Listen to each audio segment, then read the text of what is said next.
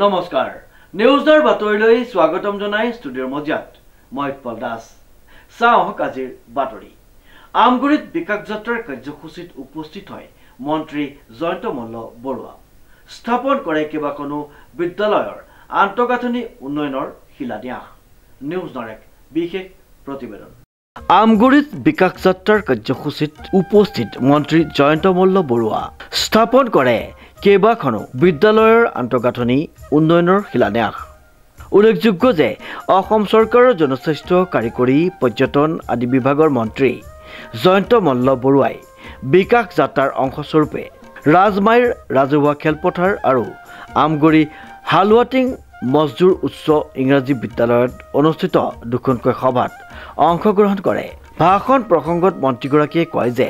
এটা পষেক ধৰি চলি থকা বিকাশ যাত্ৰাৰ অংশ হিচাপে আমগুৰি অঞ্চলত 4খনকৈ বিদ্যালয়ৰ আন্তঃগাঁথনি উন্নয়নৰ কাৰণে কেইবা কোটি টকাৰ প্ৰকল্প শুভাৰম্ভ কৰিছো মন্ত্ৰীগৰাকীয়ে আমগুৰি উচ্চ ইংৰাজী বিদ্যালয় উচ্চতৰ মাধ্যমিক বিদ্যালয়লৈ উন্নতিকৰণৰ নতুন গৃহ নিৰ্মাণ আমগুৰি ছোৱালী উচ্চতৰ মাধ্যমিক বিদ্যালয়ৰ আৰু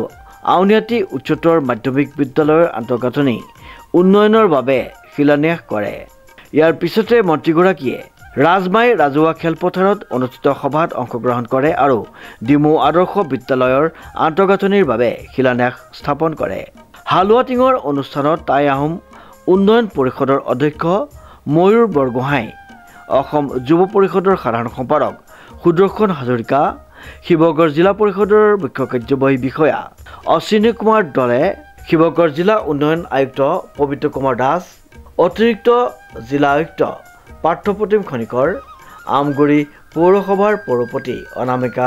নেওগৰ লগতে গৰিষ্ঠ সংখ্যক স্থানীয় ৰাইজ উপস্থিত থাকে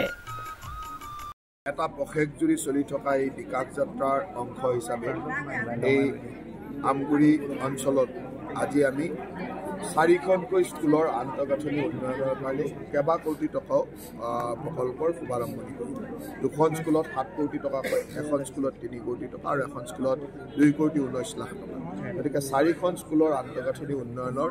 এই প্ৰকল্পসমূহৰ শুভাৰম্ভণি এখন স্কুলৰ সম্পূৰ্ণ হ'ল তাৰ শুভাৰম্ভণি আৰু বাকী কেইখন স্কুলৰ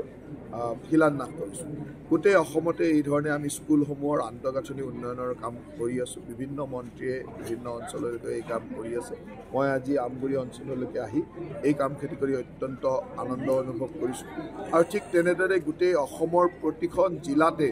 জিলাভিত্তিক বিকাশ যাত্ৰা চলি আছে আমাৰ মাননীয় মুখ্যমন্ত্ৰী ডাঙৰীয়াই প্ৰতিখন জিলাতে অতি কমেও 500-600 কোটি টকাকৈ প্ৰকল্প বয় সাপেক্ষে বিভিন্ন প্ৰকল্প কৰিছে আৰু এইবিলাকৰ শুভাৰম্ভণি বা শিলান্যাস চলি আছে গতিকে এই বিকাশ যাত্ৰাৰ অংশ হিচাপে ইয়ালৈ আহি এই ধৰণৰ কাম কৰি অত্যন্ত আনন্দ অনুভৱ কৰিছোঁ যিহেতু নিৰ্বাচন সন্মুখত আহি আছে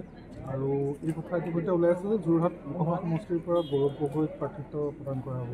এই ক্ষেত্ৰত বিজেপি দলে তপন গগৈৰ যিহেতু প্ৰাৰ্থিত্ব আমি বেলেগৰ দলৰ কথা নাজানো আমাৰ দলৰ প্ৰাৰ্থী আমি ঘোষণা কৰিছোঁ তপন গগৈ ডাঙৰীয়া আমাৰ সাংসদ আৰু অতি সুন্দৰভাৱে 5টা বছৰ কাৰ্যকাল সমাপ্ত কৰাৰ পিছত এইবাৰ আমাৰ বিশ্বাস আছে যে বিপুল ভোটত আমি বিজয়ী হ'ম ইয়াততো বেলেগে প্ৰাৰ্থী দিবৰো সাহসে কৰা নাই নে ঘোষণাই কৰা নাই নাজানো এতিয়ালৈকেতো বেলেগে দিয়া নাই গতিকে যেতিয়া দিব যিজনৰ নাম লৈছে তেওঁতো 4টামান সমষ্টিত দৌৰা দৌৰি কৰি আছে তেওঁ ভাবি আছে যে কোনটোত বা জিকিব পাৰে কিন্তু অসমৰ কোনো সমষ্টিত তেওঁ জিকিব নোৱাৰে এইটো চিন্তা কৰিব নালাগে সিমানখিনিতো আজিৰ তাৰিখত আমাৰ পৰিৱেশ আছে তেওঁ ইয়াৰ পৰা এটা চিন্তা কৰি আছে কোনটোত জিকিব পাৰে ভাল কথা ভাল তেনেকুৱা যদি তেওঁ ভাবিলেহেঁতেন যে তেওঁ জিকিব পাৰে ইমান দিনটো ঘোষণাই হৈ গ'লহেঁতেন এটা চিন্তা জিকিব নোৱাৰে কাৰণে সুৰক্ষিত সমষ্টি বিচাৰি ইয়াৰ পৰা তাত দৌৰি আছে কোনটো বা সুৰক্ষিত হয় তেওঁৰ কাৰণে আমিও নাজানো কংগ্ৰেছে AYDFৰ তালিকা চাহেব তেওঁ তালিকা প্ৰস্তুত কৰিব বুলি আচলতে কংগ্ৰেছৰ তাত মানুহ নাই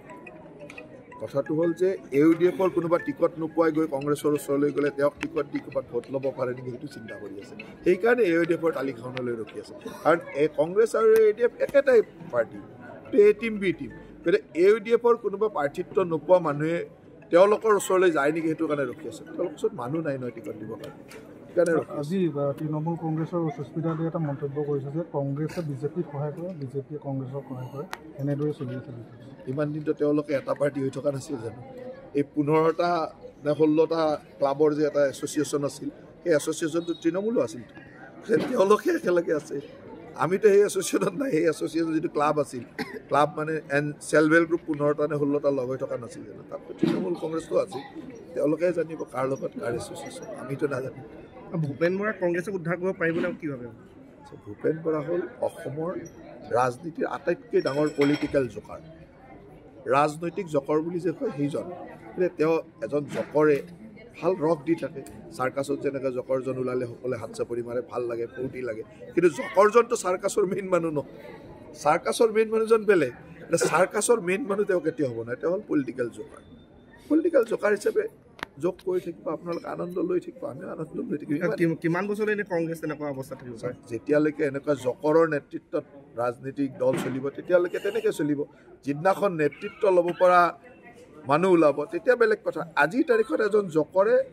চাৰ্কাছখন চলাই আছে চাৰ্কাছখনটো জকৰৰ ওপৰত নচলে জকৰৰ ওপৰত মানে আনন্দ লৈ ৰস লৈ মানে কা গৃহীত হ'লে অসীমক সম্বন্ধ হ'ব বুলি কৈছে কি ক'ব চাওক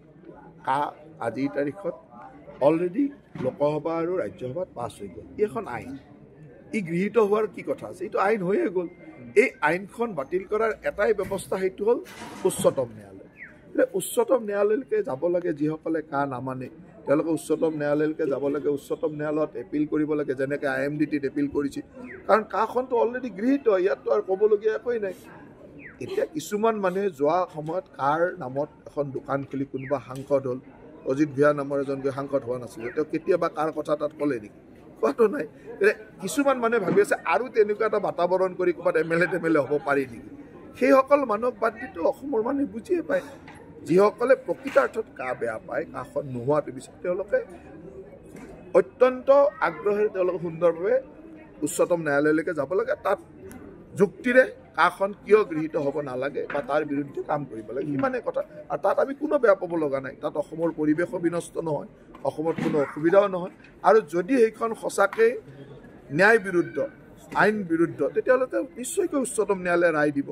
নিশ্চয় উচ্চতম ন্যায়ালয়ে আমাক মানে ন্যায় দিব গতিকে সেই ন্যায়ালয় ৰখিব লাগে এই হিচাপ যিসকল মানুহৰ নাম কৈছে এইসকল হ'ল